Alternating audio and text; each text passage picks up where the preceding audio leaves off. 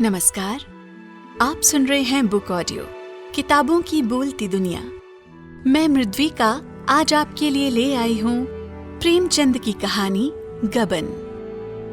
बरसात के दिन है, सावन का महीना। आकाश में सुनहरी घटाएं छाई हुई हैं। रह रहकर रिमझिम वर्षा होने लगती है। अभी तीसरा पहर है, पर ऐसा मालूम हो रहा है शाम हो गई।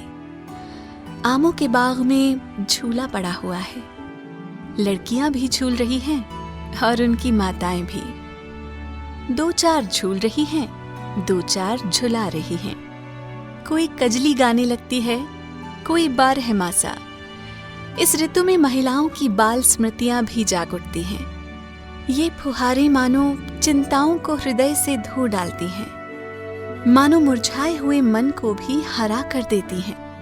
सबके दिल उमंगों से भरे हुए हैं। घानी साड़ियों ने प्रकृति की हरियाली से नाता जोड़ा है। इसी समय एक बिसाती आकर झूले के पास खड़ा हो गया। उसे देखते ही झूला बंद हो गया। छोटी बड़ी सबों ने आकर उसे घेर लिया।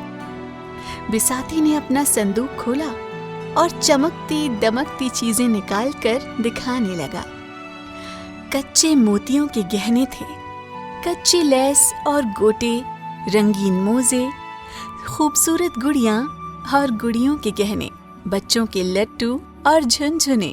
किसी ने कोई चीज ली, किसी ने कोई चीज। एक बड़ी बड़ी आंखों वाली बालिका ने वो चीज पसंद की जो उन चमकती हुई चीजों में सबसे सुंदर थी। वो फिरोजी रंग का एक चंद्रहार था। माँ से बोली, अम्मा, मैं ये हार लूंगी। माँ ने बिसाती से पूछा, बाबा ये हार कितने का है? बिसाती ने हार को रूमाल से पोंछते हुए कहा, खरीद तो 20 आने की है, मालकिन जो चाहे दे दें। माता ने कहा, ये तो बड़ा महंगा है, 4 दिन में इसकी चमक दमक जाती रहेगी। बिसाती ने मार्मिक भाव से सिर हिलाकर कहा, बहू जी, 4 दिन में तो बिटिया को असली चंद्रहार मिल जाएगा। माता के हृदय पर इन सहृदयता से भरे हुए शब्दों ने चोट की। हार ले लिया गया। बालिका के आनंद की सीमा न थी। शायद हीरों के हार से भी उसे इतना आनंद न होता।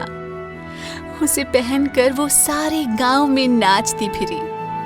उसके पास जो बाल संपत्ति थी, उसमें सबसे मूल्यवान, सबसे प्रिय यही बिल्लौर का हार था। लड़की का नाम जालपा था, माता का मानकी। महाशय दीनदयाल प्रयाग के छोटे से गांव में रहते थे। वो किसान न थे, पर खेती करते थे। वो जमींदार न थे, पर जमींदारी करते थे। थानेदार न थे, पर थानेदारी करते थे। वो थे जमींदार के मुख्तार। गांव पर उन्हीं की धाक थी। उनके पास 4 चपरासी थे, 1 घोड़ा, कई गायें भैंसें। वेतन कुल 5 रुपए पाते थे, जो उनके तंबाकू के खर्चे को भी काफी न होता था।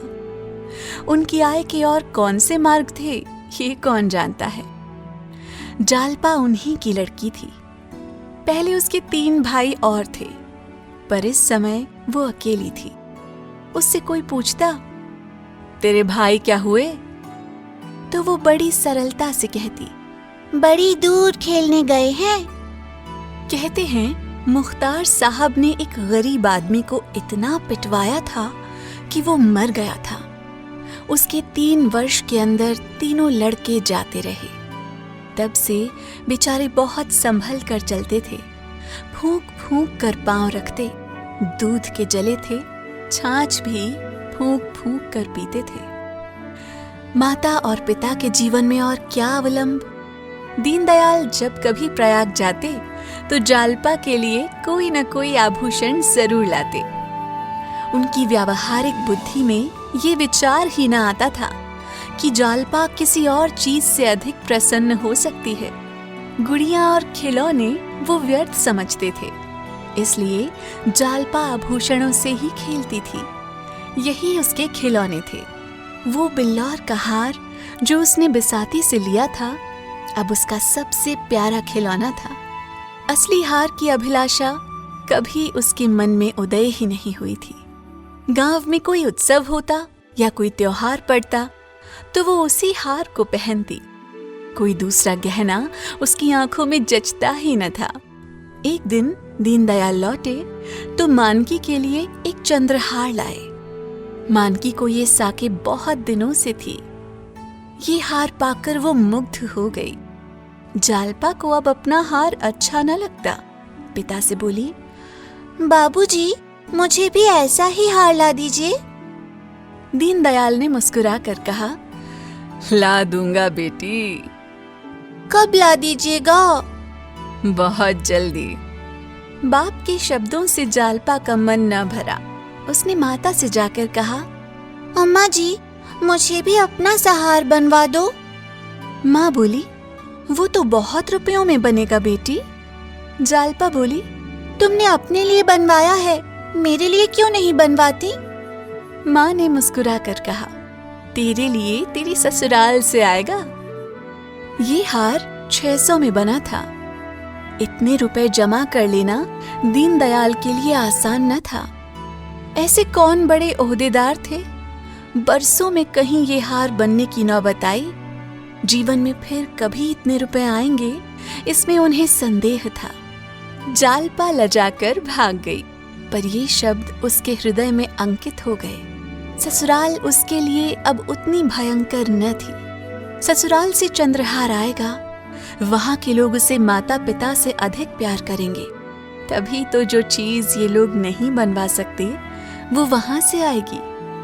लेकिन ससुराल से न आए तो उसके सामने 3 लड़कियों के विवाह चुके थे। किसी की ससुराल से चंद्रहार न आया था। कहीं उसकी ससुराल से भी न आया तो उसने सोचा, तो क्या माताजी अपना हार मुझे दे देंगी? अवश्य दे देंगी। इस तरह हंसते खेलते 7 वर्ष कट गए और वो दिन भी आ गया जब उसकी चिर संचित अभिलाषा पूरी हुई।